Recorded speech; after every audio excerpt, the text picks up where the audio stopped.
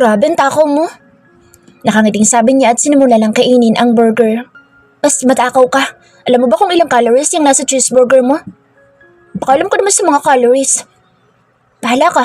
Ikaw din, tataba ka niyan. Lalo ka nang hindi magkaka-boyfriend. Bakit? Gusto ba ng mga boys yung sexy? Siyempre. Sexy naman ako ah. Wala ka naman boyfriend. Wala pa siguro sa ngayon. Sagot niya at binilisan ng pagkagat sa burger. Pumasok sa isip niya si Sean. Kung magkaka-boyfriend siguro siya, si Sean na iyon. Dahil alam niyang hindi niya pwede maging boyfriend si Jericho.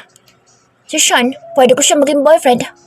Sabi niya at sinulyapan si Jericho. Nakita niyang nawala ang ngiti sa mga labi nito at ibinalik sa plato ang sandwich at uminom pa sa red tea nito at nagpunas ng bibig. Si Sean? No. Matigas na sagot nito at inihagis pa ang napkin sa mesa. You're too young for him. Napakatuso ni Sean pagdating sa babae. For sure, lolokohin ka lang niya tulad ng ginawa niya sa mga naging girlfriends nito. Seryosong sabi nito at panay ang masamang sulyap nito sa kanya. Hindi na lang siya sumugod pa. Nakita na niyang wala na ito sa mood kaya itinuon na lang niya sa pagkain ng atensyon. Bilisan mo, gusto ko na umuwi. Matigas na sabi nito at ibinagsak ang likod sa upuan. Ikaw tapos ka na ba? Tanong niya dahil hindi na nito ginagalaw ang pagkain sa mesa. Wala na akong gana. Inis na sagot nito at sumaya niya sa waiter para sa bill nila. Sige. Tanging sagot niya at mabilis na kinuha ang red tea nito. Hey, what are you doing? Gulat na tanong nito nang ininom niya ang red tea nito. Ayaw mo na, diba? Sayang naman, saka ang daya mo. Di mo ko in-order ng red tea. Sagot niya at inubos ang laman ng baso. Dahil maalat ang fries, kailangan tubig lang inumin mo dyan. Sagot nito na hindi nakaligtas sa kanya ang munting pagsilay ng ngiti sa mga labi nito. At sabihin mo, tinitipid mo ako. Sagot niya at pinunasan ang bibig. Hell no. Next time, pag manlilibre ka, huwag mo akong tipirin. Ewan ko sa'yo. Sagot nito at pumirma lang sa papel na iniabot ng manager ng restaurant dito. Ewan niya kung ano iyon pero hindi man ito naglabas ng pera, basta lang itong pumirma. Ganoon din madalas ang gawin ng tita Maristel niya sa tuwing isasama siya nitong kumain sa Zamora Mall. Well, bakit ka nga ba magbabayad kung ikaw mismo may-ari ng lugar? Uuwi na ba tayo? Tanong niya na makalabas na sila ng restaurant. I guess. Tipid na sagot nito at seryoso na naman ang mukha. Wala ka na naman ba sa mood? What? Tingnan mo't nakakunot na naman ang noo mo. Mind your own business. Ganun. Huwag mo din ako pakaalam kay Sean. Inis na sagot niya dahil napakasungit na naman ito sa kanya. What? Hindi kita pinakikialaman kay Sean. Concern lang ako. Ayoko mabilang ka sa mga naging biktima niya. Makapagsalita ka naman parang asama-sama ni Sean sa mga babae. You don't know him. Baka ikaw, you don't know him. Sagot niya at inunahan ito sa paglalakad dahil naiinis siya dito. Pagsakay nila sa sports car, hindi pa rin niya ito kinikibo. Naiinis siya sa paghihigpit nito sa kanya kay Sean. Samantalang matagal na nitong kaibigan si Sean. Kaya sigurado siyang mabuting tao si Sean. Hindi ito tulad na ibang lalaki na naglalaro lang ng babae. Susunduin ka ba ni Sean mamaya? Tanong nito na makapag-park na sa loob ng garahe. Tumawa lang siya at kinapana ang handle ng pinto at tuluyan ng bumaba ng sports car. Bianca! Tawag ni Jericho sa kanya pero nagtuloy-tuloy lang siya sa pagpasok sa loob. Naiinis siya na ewan kay Jericho ngayon. Isama pa napagod siya at gusto niya magpahinga at mag-beauty rest para sa party mamaya. You're so beautiful, Bianca. Bulalaks ni Maristel matapos siyang lumabas ng silid. Suot na niya ang little black dress na binili nila sa mall kanina. Thank you po. Nahihiyang pasasalamat niya. Talaga ka na talaga, iha. Sabi pa nito at inayos ang buhok niya na kinulutan pa niya sa dulo kanina. Sigurado ko may i-inlove sa'yo si Sean. Bulong nito. Kita naman. Tanging nasabi niya at sabay na silang bumaba ng hagdan para harapin si Sean. Sa hagdan palang kitang-kita na niya ang paghanga sa mga mata ni Sean habang nakatingala sa kanya. Lihim siyang napapangiti. Gorgeous. Sabi ni Sean nang makababa na siya. Thank you. Tipid na sagot niya. Ready? Sean asked. Oo, ready na siya. Sige na, umalis na kayo para maaga mo siyang maihatid mamaya. Nakangiting sagot ng tita Maristel niya na hindi maitago ang excitement. Si Jericho po. Tanong niya na mapansing. Mula kaninang dumating sila galing mall, hindi na niya nakita ang binata. Nauna na siya. Susunduin pa yata yung partner niya. Sagot ni Maristel. Ah, tanging nasabi niya at ewan niyo kung bakit pero tila siya biglang nakaramdam ng lungkot. Tila ba inaasahan niyang makikita siya ni Jericho na nakaayos? Tila ba umaasa siyang babatiin siya nito? Umaasa siyang sasabihin nitong maganda siya at bagay sa kanya ang dress? Umasa ba talaga siya? Tanong niya sa sarili. Let's go. Yaya ni Sean. Tumango siya at nagpaalam na sila kay Maristel at kaagad na silang lumabas ng bahay. Sino bang partner ni Jericho? Hindi niya mapigilang itanong kay Sean habang pasakay sila sa sports car nito. I heard, si Crystal. Sagot ni Sean at isinara na ang pinto ng kotse nang makaupo na siya at umikot na ito pasakay sa passenger seat. Ah, si Crystal. Tanging nasabi niya dahil tila ba may humiwa sa dibdib niya nang marinig ang pangalan ni Crystal. Alam naman niyang may relasyon ang dalawa. Sinasabi naman ni Jericho at isama pa na pinangangalandakan ni Crystal ang relasyon nito kay Jericho sa SMU. I like your dress so much. Sabi ni Sean habang papasok na sila sa malaking bakuran. Marami ng sasakyan sa labas at maliwanag ang loob ng bahay. Marahil nagsisimula na ang party. Thank you. Tipid na sagot niya. Alam naman niyang maganda ang suot niya dahil si Jericho ang nag-approve ng isusuot niya sa party. Nakaalalay si Sean sa kanya habang papasok sila sa loob ng bahay. Nakahawak ito sa siko niya. Nais man niyang bawiin iyon, hindi niya magawa. Ayaw niyang mailang si Sean sa kanya. Habang papasok sila sa loob, halos pamilyar na mga mukha nakikita niya. May ilang mga bumabati sa kanila na ginagantihan naman ang bati ni Sean. Halos mabingi siya sa lakas ng sound sa loob ng bahay. Lahat masayang nag-uusap kahit halos magsigawan na ang mga ito. May mga ilang sumasayaw din na kumukuha ng atensyon ng ilan. Kanina pa umiikot ang mga mata niya at hindi niya makita si Jericho at si Crystal. Iced tea, sabi ni Sean at iniabot ang baso ng iced tea sa kanya. Natawa pa siya bago ininom iyon. Why? Nakangiting tanong ni Sean. I know it. Takot ka kay Jericho, no? What? Takot? Of course not. Then why iced tea? Well, I thought you don't like to drink. Sagot nito at itinaas ang hawak na bote ng alak. You're right. Sagot niya at muling uminom ng iced tea. What do you think sa party?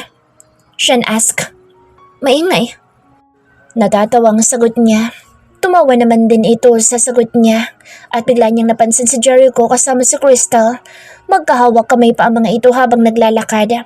Napalunok siya nang makita ang suot na maroon mini dress ni Crystal na halos ilang di pa na lang lilitaw ng undies nito.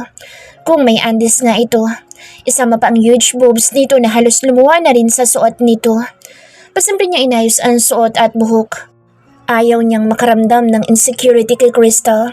Alam niya sa sarili na mas maganda at sexy siya dito. Well, umaasa siya na alam din ng iba iyon, lalo na ni Jericho. They are here. Ani Sean at tinawag ang mga bagong dating. Jericho, here!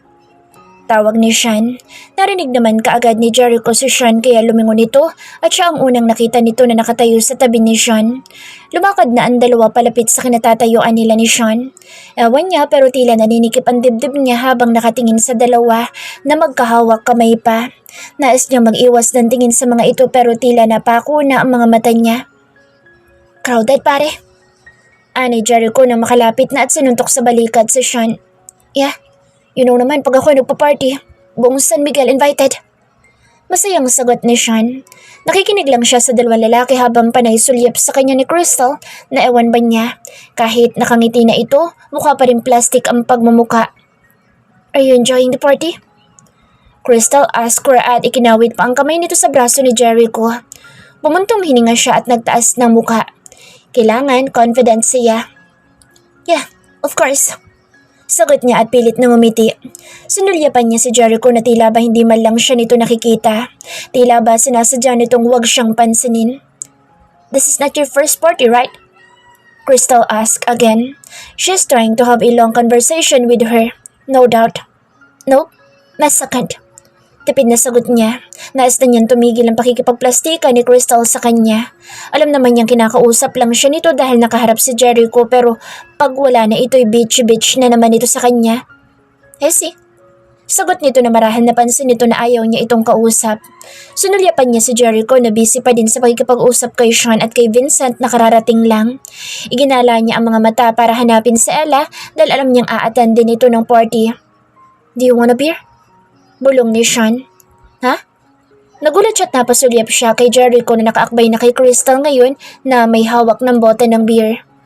Can I have one? Sagot niya kay Sean. Good girl. Masayang sabi ni Sean at inabutan siya na isang bote ng beer. Thanks. Sabi niya at iinumin na sana niya ang beer nang biglang may humila noon sa kamay niya. Nagulat siya at lumabas ang konting laman ng beer mula sa bote at tumalsik yun sa kamay at damit niya. Hey!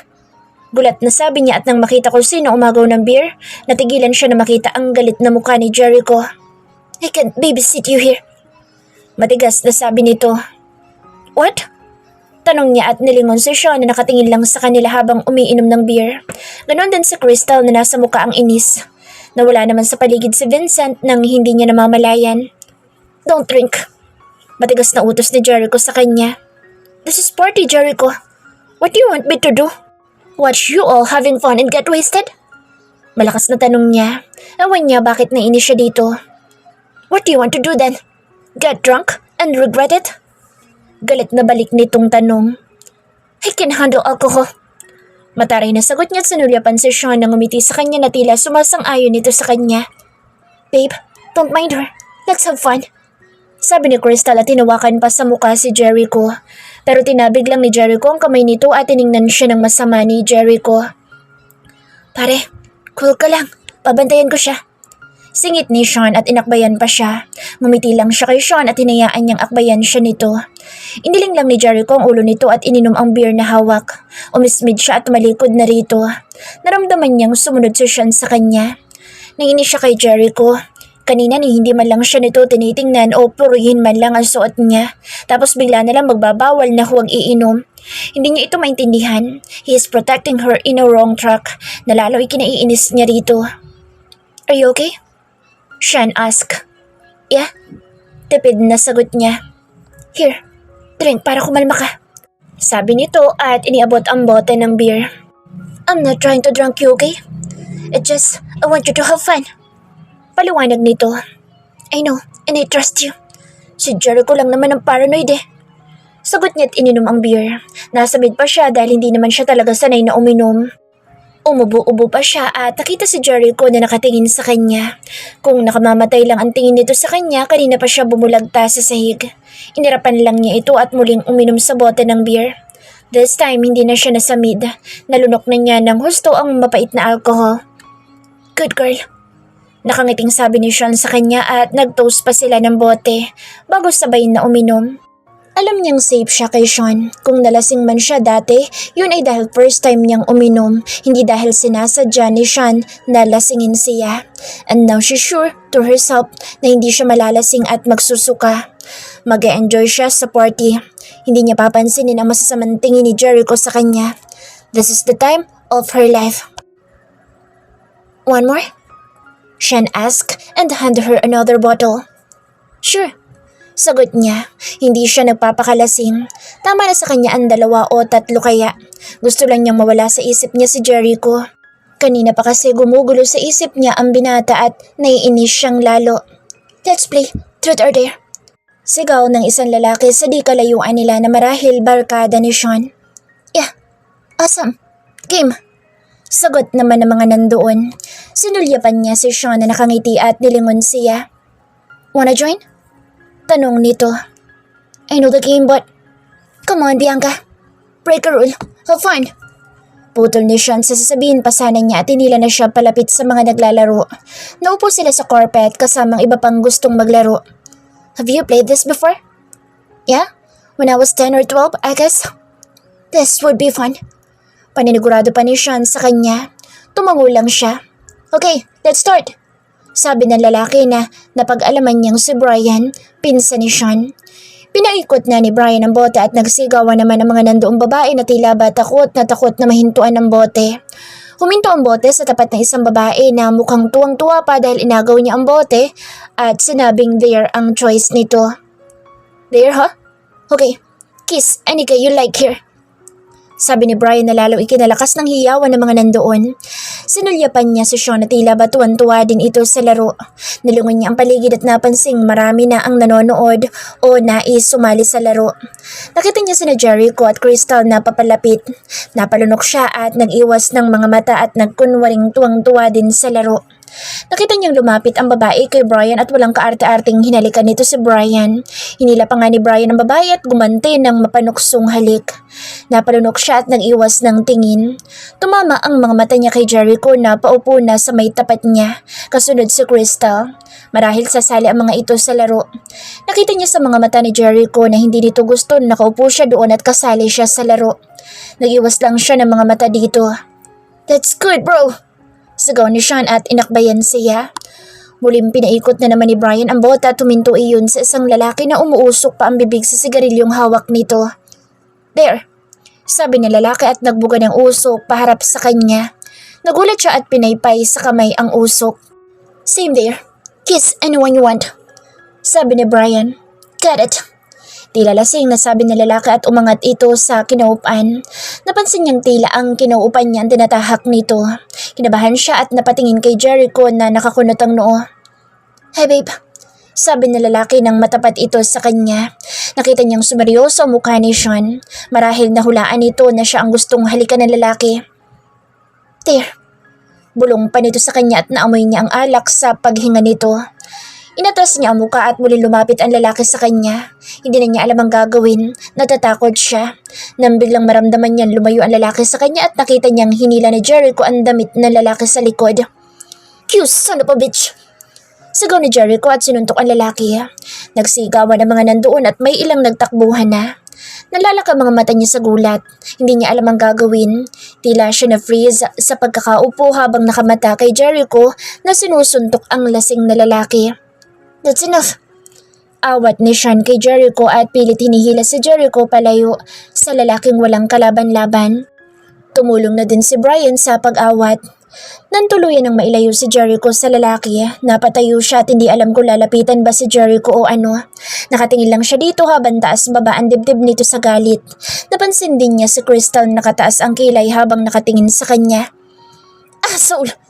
Sigaw ni Jericho at binawi ang braso kay Sean at Brian. At galit na nilingon siya dito na nanatiling nakatayo. Natakot siya dito at napaatras ng isang hakbang. Napatili siya nang bigla siyang hilahi ni Jericho sa braso. "Let's go!" Matigas na sabi nito at wala siyang nagawa kundi sumunod dito. Nakita pa niyang tila huminto ang party at lahat ng atensyon ay nasa kanila ni Jericho. Habang hila-hila siya nito sa braso, pakiramdam nga niya mapuputol na ang braso niya sa mahigpit na pagkakahawak nito. "Jeric!" Habol ni Crystal pero hindi man lang ito nilingon ni Jericho. "You're hurting me!" Impit na sabi niya. "You deserve it!" Galit na sagot nito. "What?" Tanong niya at nakasalubong niya si Ella na papasok sa pinto habang papalabas sila. Binati sila nito at nahinto nang makita ang mukha ni Jericho at mukha niya na tinitiis ang sakit ng braso. "What's happening?" Nagtatakang tanong ni Ella. "Okay." Tarantang sagot niya at tuluyan na silang lumabas ng bahay. "Aray!" Reklamo niya nang itulak siya dito sa kotse. "Do you know what will happen to you kung wala ko doon?" Matigas na tanong nito at binuksan ang passenger seat. "Get in the car!" Matigas na utos nito. Kaagad na siyang sumunod dito habang hawak-hawak ang nananakit na braso. Halos marinig na niya ang lakas ng tibok ng puso niya sa kaba at takot kay Jericho. Matagal na niyang nakakasama ito, ngunit kanina pa lang niya nakitang halos patayin na nito ang lalaking gusto siyang halikan. Nagulat pa siya nang malakas na ibinagsak ni Jericho ang pinto pasara at pinaharurot na ang kotse palabas ng gate ng bahay ni Sean. Marami pa siyang nakikitang paparating tulad ni Ella. Late ito sa party. Paalis na siya nang dumating ito. "Are you okay?" Tanong niya na saktong umabot sa tenga nito ang tinig niya. Sinulyapan lang siya ni Jericho at muli ibinalik sa kalsada ang pansin. "Ang tigas kasi ng ulo mo." Galit na sabi nito. "Wala naman akong ginagawa." Sagot niya. "That asshole wants to kiss you." "And what? You just wait for him to kiss you?" "What?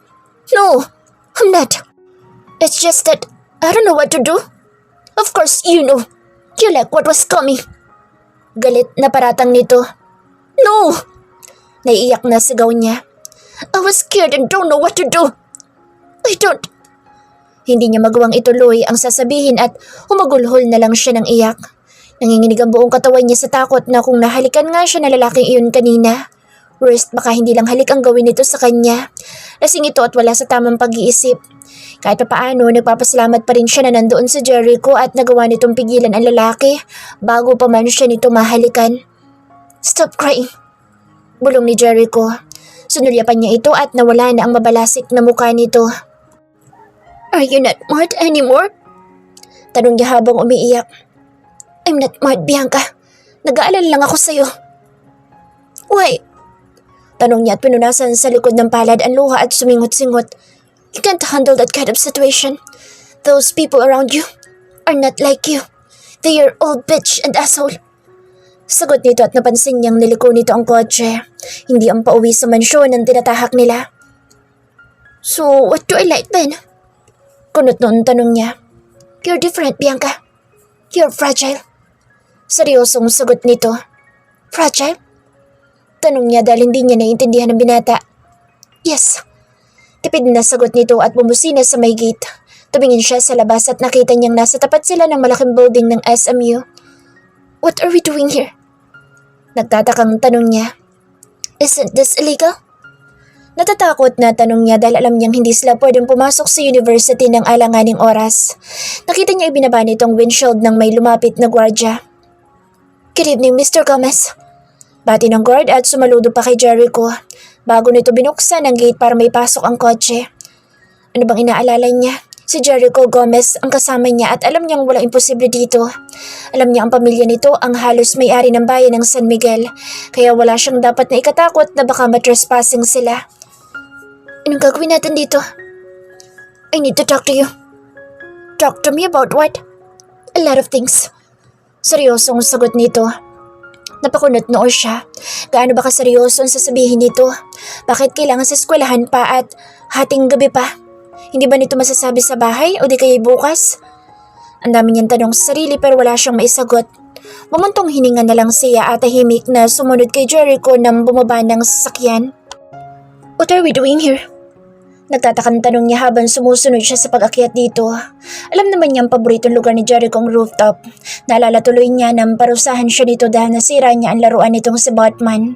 Ilang linggo siyang naging PA nito at madalas inuutusan siyang umakyat nito sa rooftop para dalhan lang ito ng makakain pag ayaw nitong kumain sa school cafeteria. Magandang rooftop, maluwalas at hindi lahat ng estudyante umaakyat doon dahil iilan lang ang nakakaalam kung gaano ito kaganda. Isa na siya sa mga hindi nakakaalam sa rooftop kung hindi lang siya dinala ni Jericho doon at humanga siya sa unang kita pa lang niya roon. At sa paglipas ng mga taon, masasabi niyang lalong gumanda ang rooftop. Dumami ang mga halaman nito sa taas, ang mga bench at mga kubo para sa mga nais magpahinga roon. Masasabi niyang mas maganda ang rooftop pag gabi. Nang marating nila ang taas, humanga siya na makita ang mga mumunting ilaw sa mga halaman na nagbibigay ng katamtamang liwanag sa paligid. Tila ba mga kulisap ang mga iyon sa paningin niya. Isama pa ang katamtaman lakas ng hangin na humahawi sa buhok niya. Tiningala niya ang langit at nakita niya ang mga bituin na nagkikislapan. Isama pa na full moon kaya lalong magandang pagmasdan ng langit mula sa kinatatayuan niya. This is beautiful. Mahinang usal niya habang pinagsasawa ang mga mata sa langit. I know. Sagot ni Jericho na nasa tabi na niya at tulad niya sa maliwanag na langit din ito nakatingin. Full moon? Nakangiting sabi niya at nilingon siya ni Jericho. Is this why you drug me here? To let me see how beautiful the sky at night here? Tanong niya at muling ibinalik sa langit ang mga mata. Sort of. And I want to tell you something. Tell me something? What is it? Nagtatakang tanong niya at nakikita niya sa mukha ni Jericho na seryoso ito. Nilingon siya nito at nagtama ang kanilang mga mata. Ewan niya pero may kakaiba siyang naramdaman nang makita kung gaano kaseryoso ang mga mata nito. Tila ba may nakapaloob doon na hindi niya mawari at nais niyang alamin kung bakit ganoon ito tumingin sa kanya. What? Tanong niya na sakto lang umabot sa pandinig nito. I don't want this to happen. But I can't help it. Sabi nito at nag-iwas ng tingin sa kanya at lumakad ng ilang hakbang palayo sa kanya at sinukli ang kamay sa buhok nito. I don't want it. Ulit nito at tumingin sa kanya na tila ba nahihirapan na ito. What? What you don't want? She asked and stepped towards him. I don't like you, Bianca. Matigas na sabi nito na nagpahinto sa paglapit niya rito. Oh, tanging nasabi niya at napayakap sa sarili dahil tila lumabig ang buong paligid dala ng hangin. I want to hit you. I want you to out of my sight. I want you to leave me alone. Patuloy nito at nagpalakad-lakad. Anong ginawa ko? Naiiyak na tanong niya rito. You didn't do anything. Then why you hate me? Why you want me out of your sight? Why you want me to leave you alone? Sunod-sunod na tanong niya. Hindi niya mapigilan na maiyak sa harap nito. Kahit paano ay nasasaktan siya sa sinabi nito. Alam naman niya na ayaw nito sa kanya noon pa man, pero ang marinig pala iyon mula rito ay masakit. Tila ba sinasaksak ang puso niya. Hindi niya maintindihan kung bakit kailangan pa nitong sabihin kung gaano siya kinasusuklaman nito ngayon. What did I do wrong? Umiiyak na tanong niya. Oh no, don't cry please. Pagsusumamo nito at humakbang itong palapit sa kanya. No. Pigil niya rito at umatras. You hate me enough. Sabi niya at suminghot-singhot. You don't understand, Bianca. I don't want you. Because I want to hate you. To prove to myself that... Hindi nito matuloy-tuloy ang sasabihin at ibinagsak ang katawan sa upuan at nilamukos ang mukha. I think I like you. I mean, I love you. Sabi nito na ikinagulat niya at bigla niya itong nilingon at nagtama ang kanilang mga mata. Nalalaka ang mga mata niya na nakatitig sa mga mata nito. Hinahanap niya sa mga mata nito na ginugod time lang siya pero nakikita niya ang kaseryosuhan sa mga mata nito. What? Garalgal na tanong niya. Nais niyang marinig ang sinabi nito. Ulit, baka sakaling nagkakamali lang siya ng dinig na hindi naman siya ang sinasabihan nito, na hindi para sa kanya ang sinabi nito. I love you, Bianca. It's weird, I know. Even I don't know why this feeling keeps on haunting me. Sagot nito na tila nahihirapan na rin.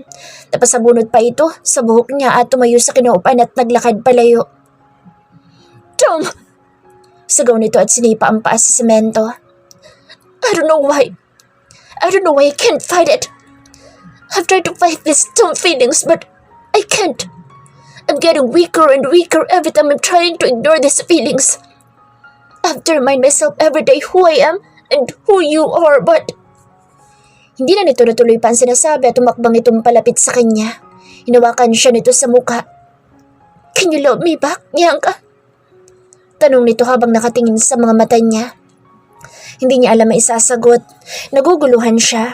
Mahal siya nito. In love ito sa kanya at hindi nito kayang pigilan ang damdamin nito sa kanya. Anong gagawin niya? Aaminin din ba niya na may damdamin siya dito?